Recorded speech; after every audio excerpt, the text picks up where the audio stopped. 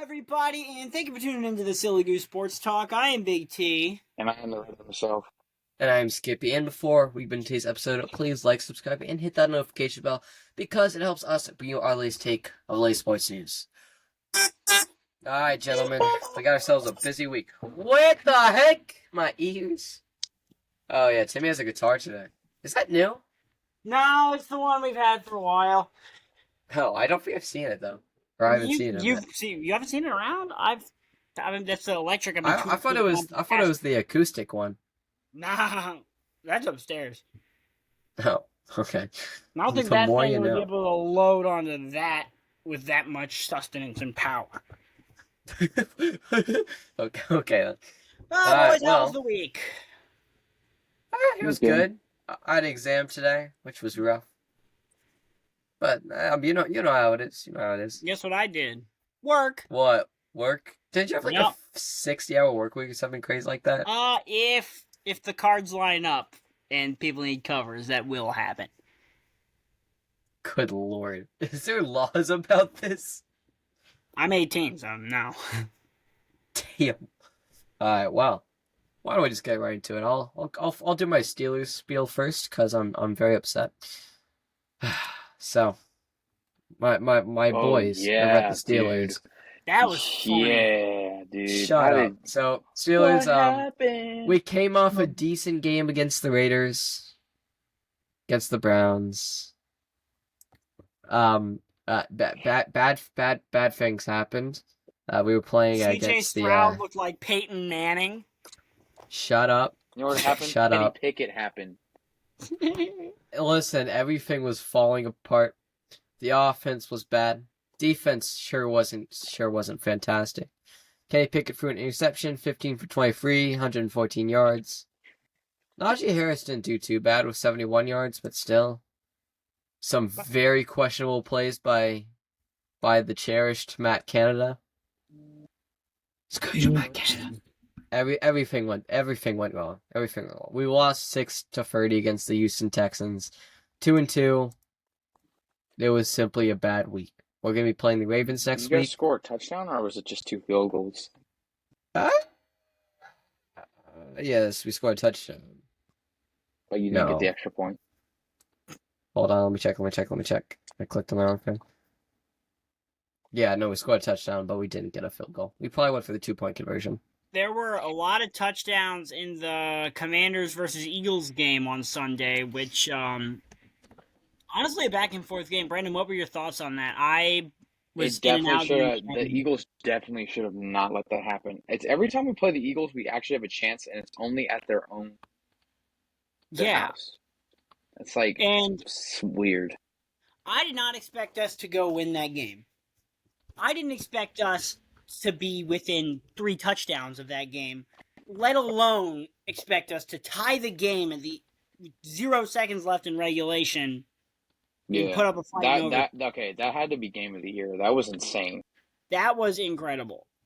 The offense, offense. I was like, it was overtime, and there was a 57-yard field goal. I was like, watch him miss this. I was like, I wouldn't even be surprised at this point. He actually made it, and I was like, okay, I'm actually kind of angry now because we could have won. Also, I have an argument against that catch. I think that should have been a catch because his foot landed on the Terry guy's. McLaurin catch Terry McLaurin incompletion in overtime that was ruled out of bounds. But his foot was on the guy's arm, which was in bounds. And the guy's arm was in bounds. So yeah, that's what I've been saying. Wouldn't that technically count? I'm not sure how the rule book views it. All I know is I'm mad about it. Because let's say a guy rolls, like when you get tackled, the guy isn't down until he hits his forearm, his elbow, or his knee on the ground. And if he hits his knee on the dude, he's still up. You know what I'm saying? Right. So that would hurt his case then because he wouldn't be down if he's on the guy's arm, right? Wait. Okay, never mind. I don't know. Either way, it's a shame that it was that close. But but no cigar. We ran the ball, we passed the ball, and we were pretty effective in both throughout that game. I think we should have ran it more. I think that was a big issue too. I think so. Yeah, I don't know. Eric Bieniemy is just such a pass-happy offensive coordinator that's what we're going to get with him. It's because he went from Patrick Mahomes to Sam Howell. Yeah. Look, Also, Sam looked pretty good, I will say. I was annoyed because we didn't run it in like overtime at all. Right. Well, we had one big burst by Robinson. Or was that in the fourth? That was in the game tying drive. That was in the. Yeah, maybe, but the two big bursts by Robinson, and then Gibson had two big plays of his own. Mm-hmm. And let me talk about Gibson for a second. I think what they did this week utilized him in the right way. We put him more in the pass game than the running game. Yeah, and not giving him the ball too much to where it's a fumble risk, and to the point where he's taking care of the ball more because he has less carries, and he's going all out on these carries and not just halving it all game. I think what Rivera and Bieniemy are doing right now with Gibson worked this week. I just think we should put Gibson in like the place of like J.D. McKissick was. Yeah, the J.D. McKissick, Chris Thompson type guy. Remember Chris Thompson? Yeah, I remember Chris Thompson. Boy. Chris Thompson and Alfred Morris. Oh, I still have an Alfred Morris jersey. And what's his face? Deshaun Jackson, remember him? No, Alex. Was it Alec Jones? Who's it? It was Jones. Arakpo? No, Arakpo. John. No. Pierre Garçon? No. You mean Pierre Garçon? Yeah, my boy. I'm talking about what's his face? Jones. He was number 31, I think. Vaguely. He fumbled a lot. He was during the RG3 years. Oh. I wasn't following it that closely. All I knew was Chris Cooley was my boy. Matt Jones, that was his name. name. Oh, that guy. From those days, the only guys that I particularly remember, RG3, Chris Cooley, my boy, Kirk, Jamison Crowder. Deshaun Jackson, when we had him for like a year. Yeah. Who else did we have? Marvin Harrison? Oh, my gosh, yes. Clinton Portis, the late days of his career, the earliest things I remember. Let's just say Marvin Harrison. Did you? That was not. I think I did that. Sorry, that was not his name. Okay, we had Daniel Tomlinson too. Who else do we had? We had all those boys. But yeah, we will be playing against the Bears on Thursday night, and that has to be a win. That's a win in the books. I'm even putting it there.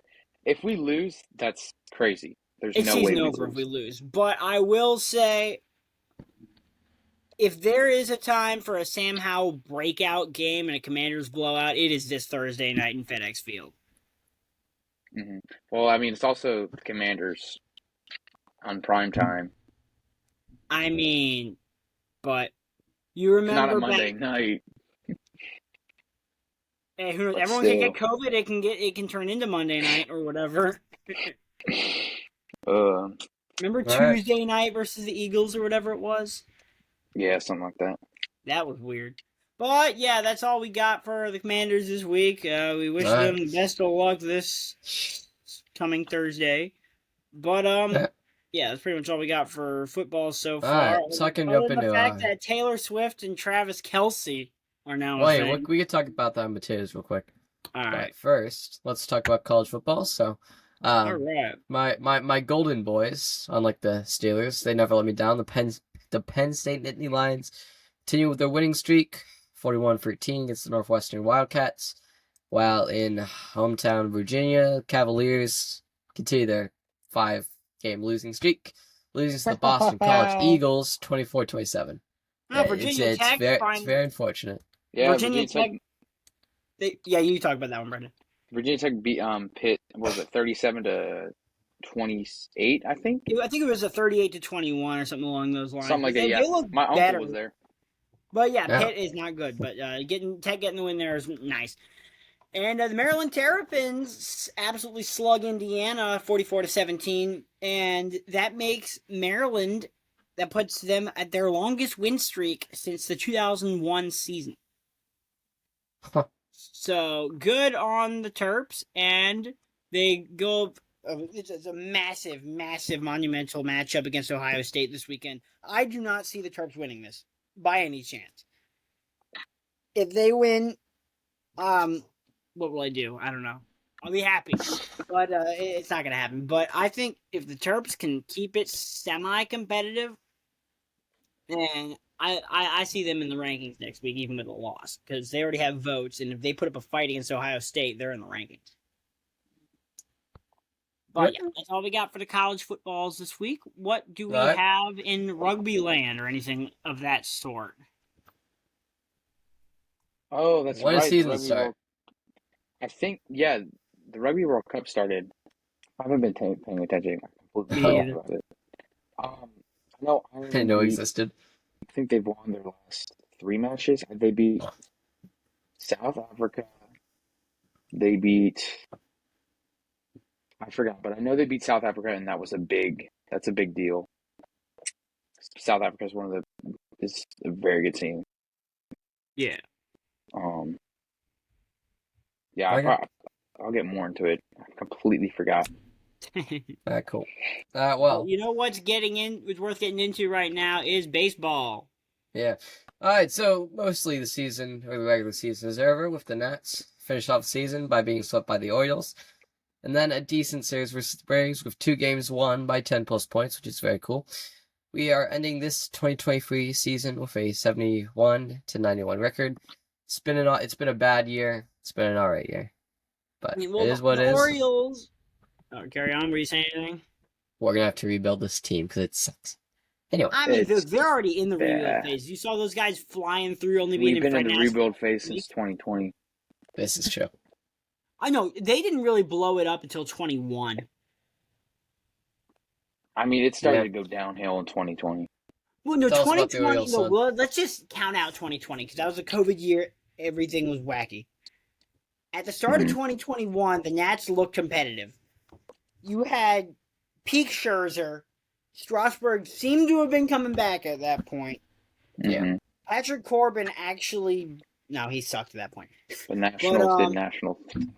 Yeah, but you had Josh Bell, you had Soto at the top of his game, Trey Turner, Josh Bell, Kyle Schwarber. Remember those 2 guys? Yeah.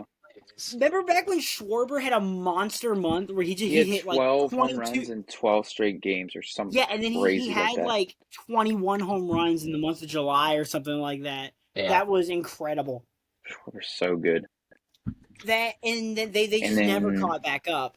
Harper, Turner, and Schwarber are all on the Phillies. Yeah. Schwarber's still at the Phillies, right? Yeah. Well, so. He's been all over the place. I'm going to plug an episode coming out soon, actually.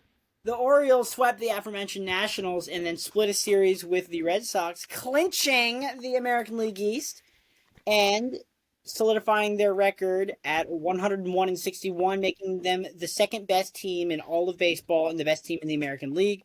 They are the first seed and will play the winner of whichever wild card series. I honestly don't know how the formula works. All I know is they're playing somebody, and whoever they're going to town with is going to get steamrolled. Game 1, Saturday night. And guess who's off work Saturday night? This guy. All right, and then with the Pirates, does have anything else to say? All right, so the Pirates finishing off in typical Pirates fashion, badly, with a 2-1 series versus the Phillies, and another 2-1 series versus the Marlins. Both good teams, so it's not unexpected. This is going to end us with a 76-86 record, better than the Nats, might I say. So, take that, Nats. Before we swap segments, I'm going to plug an episode I believe coming out Thursday. If you want to hear me and this, I put it out Thursday. You should put it out. You should put it out before the ball games started, before the playoffs started. Maybe tomorrow, Wednesday. But me and this kid named Joss, we made our MLB prediction. So if you want to text me or nothing, I thought we were getting everybody on it. Oh, my bad. You good? my bad. But that's coming out soon. So keep an eye out for that if you want to hear some predictions. All right. But NHL. We have hockey coming up. We have a big showdown next Friday night as the Capitals and Penguins will show down. Part of me To the says, hey, we steps. should go to that, but I'm busy that night. To the steps. Timmy, do you know what I'm talking about when I say to the steps? The steps in Philly? No, the steps in Washington D.C. Oh, those. Yeah. Yeah, we're as Penguins fans. Rally to say frick you, Capitals. And we'll But see what anyways. happens on the ice. We're I gonna don't go. expect. We're gonna I look at honestly some don't. dad I don't jokes here. expect much from the Capitals this year. I Yeah. expect the top line to be everyone just going for assists because Ovechkin's going to be having the puck that entire time he's on the ice. They're going to be trying to get it to him, trying to get him past Gretzky, then them just blow it up. Yep. Alright. Timmy, what do you call a fish wearing a bow tie? Want sophisticated? So, damn it. Oh. Hey, Brandon, this one's for you, honey. What do you call a place that makes horrible products? Terrible store. The unsatisfactory. Oh, you liked it. No, I'm I did not. stealing That was that actually one. terrible. You did. What are you talking about? I'm stealing That that was- one because that's so that was a great horrifically joke. bad that it's actually. Where do you find a cow with no legs? Right where you left Ground beef. Oh. it. Bro. Ground beef is not a place, Brendan. What? Alright, Brendan. What do you call a small mother? A tiny mother. A minimum. A mini mum. A mini. Oh. Alright, Brendan. I have some advice here while Timmy is his world wrestling. If you're too cold, just stand in the corner. They're 90 degrees. Alright, what'd I miss? I had to shoo off a sibling. Nothing. Brennan has no sense of humor. Sorry, Alright, what Brendan, did how about say? you tell a joke? Yeah, if you're so funny. Funny man. He's still struggling after being roasted by, Who? Who? Take your shots. Where do pirates get their hooks? Secondhand shops. That's funny. Nice. He just said nice. Oh, Brendan. Can your dad make you? Do you laugh at your dad's dad jokes, or do you just not laugh? No. I really don't laugh a lot. But you know what direction we are going in is NASCAR, as Talladega had quite the show. That was probably one of the best races I've seen in a long time. Yep. Back and forth racing. Most lead changes in the Talladega race since 2011, I believe it was. They had 68 lead changes or something like that. One short of nice. But Ryan Blaney edged out Kevin Harvick. I thought coming down the checker flag that was going to be Kevin Harvick with his swan song win. But Ryan Blaney edged him out by 0.012 seconds. So inches. There you go. He beat him by not very much. But yeah. Okay. They will be playing at the Roval this coming Sunday, and that's going to be a crazy race. But yeah. Alright. We good for potatoes? We only have a couple potatoes here. Alright, before we get into the entire Kelsey thing, Rob Team of the Week, we're going to have the Mariners barely missed the playoffs. It was a very tight race for the wild card, but hell. Driver Trick of the Week, Matt Canada, Part 2. Screw you, Matt Canada. Alright, let's get into the Swifty. Canada, so what do you expect? Let's talk about the Kelsey Swift, Timmy. You have 30 seconds to give me your take. Go. This Twitter thing, once that thing ends, is going to be the funniest thing in the world. The two biggest fan bases around, the NFL fans and the Swifties, the two possibly... I don't think that'll mix well. I think the Twitter fights are going to be really funny. And another thing that I really don't like is how it's all over Instagram and TikTok now. All the Swifties are like, oh, look at her helping this football player. She made him famous, all this stuff. And then I'm like, bro, it's Travis Kelce. You kidding me? Before these rumors were even on there, I already had him third on my fantasy draft board. Exactly. Like, it's Travis Kelce. You've never heard of him before? Like, what's next? She's going to get with Joe Burrow? I mean, Joe Burrow's probably a better looking guy, so I don't know why. All right, Joe Burrow's mine. Stay away, Taylor Swift. I may have simped for Taylor Swift in my day, but Joe Burrow is my boy. Well, there you go. That's your 30-second take, Timmy. That's the spiel of the day. All right, you're done. You're done. Let's talk about country. Let's talk about country music. Okay, actually, I did not update this. Let me. Well, I can kick it off here. At number 40, the newest entry, which is kind of weird, Oliver Anthony with Richmond, North Richmond. Kind of a weird that it's showing up now instead of 3 weeks ago when it was talked about. Well, it's also just not a radio song. How? I don't know how this song got on radio. That really surprises me. I find myself flicking through this song when I find it on the radio, which I found it twice. It's not a radio song. Say what you will about the politics in it, but what song? I Richmond, am shocked that it's even on the radio with all the politics involved. Wait, I thought this song blew up a while ago. It blew up a while ago. Yeah, that song blew up. So that's why I'm saying, why is that number?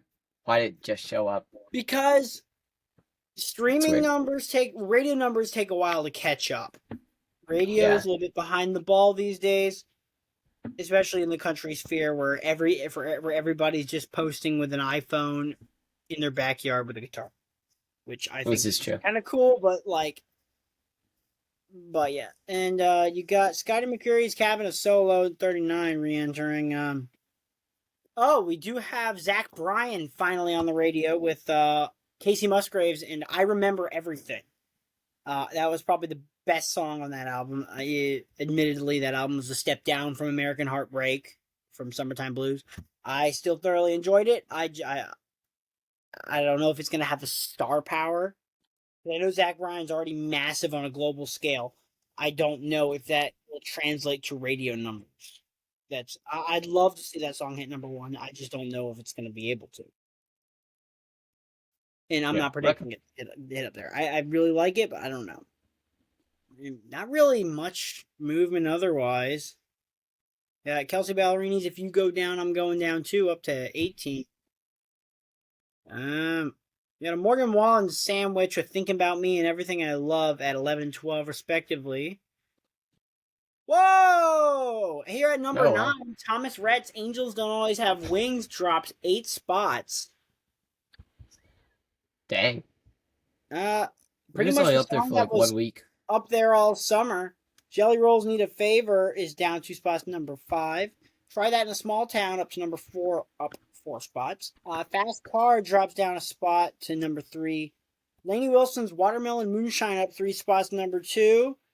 And you know what that means, ladies and gentlemen? We have a new number 1, and what would that be, Skippy? Bailey Zimmerman with Religiously, which I actually like. It's a nice song. I enjoy that one. It's not too poppy, but it's good. I like that. Song. I like Bailey Zimmerman. It doesn't particularly sound like every other country song. Right. I hopped on the Bailey Zimmerman train around the time Fall in Love came out, which I think was before Rockin' a Hard Place. I don't remember. I listened to that song when Fall in Love first hit the radio, and it wasn't Rockin' a Hard Place. It was there for 2 days and then it dropped. I like it. I forgot about Rockin' a Hard Place. Rockin' a Hard Place was good. It was a TikTok song, but as Grady Smith said it, country is having its Nirvana moment right now. Let me put this in the perspective. You know how 80s rock is kind of like, eh? What do you mean? What do you mean, eh? It's amazing. 80s rock, glam rock, to where it's like it's not being taken too seriously. I like 80s rock. What did I do 80s too, rock do to you? but like from an objective level, it was all glam metal. Everyone had the I mean, I shiny pants, guess. everything like that. To where Sure. it wasn't like respected. And then like on a mainstream scale, Sure. how rock was pretty much the joke in the late 80s at that point. And then Nirvana came around and Nevermind came out in 91, and that blasted rock to new levels. And then it was mainstream again. And I feel like that's what's happening with country music right now. So, like, who do you think's like generally more popular, Morgan Wallen or Zach Bryan? Oh, that's I a always wanted to hard know that question. question. That's a hard question. I would say of loyal, devoted fans, Zach Bryan, but Morgan Wallen has star power. Everyone has heard a Morgan Wallen song. I've met more female Zach Bryan fans than I have met male Zach Bryan fans. Really? Oh. Yeah, it's not even close. And all the I Morgan Wallen fans I meet are dudes. like both Zach Bryan and I Morgan don't know Wallen. what it is.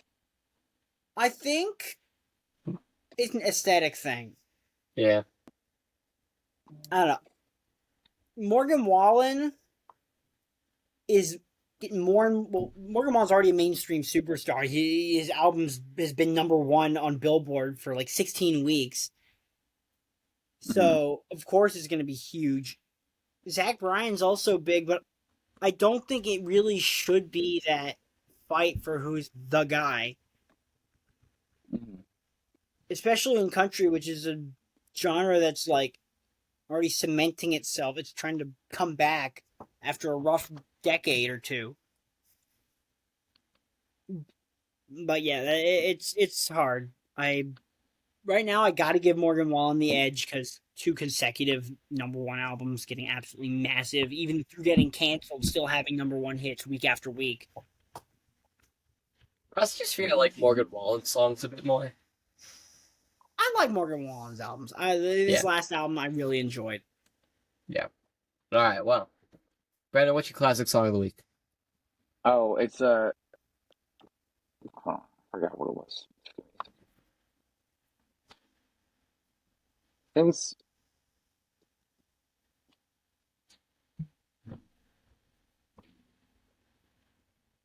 I think it's either Shape of My Heart, I think, or Shape of the Heart. By the Sting song? Yeah, by Oh. Shape of Sting. My Heart, Yeah, I think it is. Huh. Interesting. Okay. yeah. Cool. I've been Skippy, listening what's the to it. Mighty Honker? Oh.